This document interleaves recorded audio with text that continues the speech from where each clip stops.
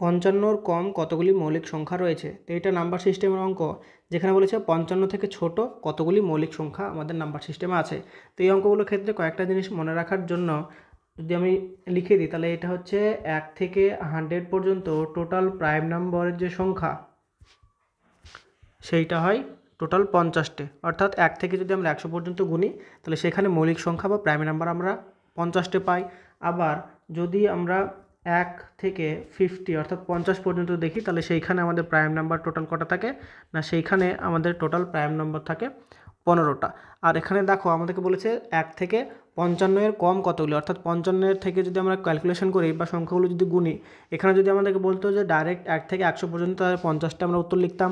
যদি বলতো যে 1 থেকে 50টা কত, তাহলে সেখানে আমাদের 15টা উত্তর হতো। কিন্তু এখানে আমাদের দেখতে হবে যে 50 পর্যন্ত আমাদের 15টা আছে, তাহলে 50-এর পরে আমাদের 51টা প্রাইম নাম্বার হয় না, 52 প্রাইম নাম্বার হয় না, তারপর হচ্ছে 53 প্রাইম নাম্বার হয়। তাহলে এখানে আমাদের 15-এর সাথে 1 যোগ হয়ে যাবে, তার মানে এখানে আমরা লিখতে পারি 1 থেকে 55 পর্যন্ত আমাদের টোটাল 16টা প্রাইম নাম্বার আছে।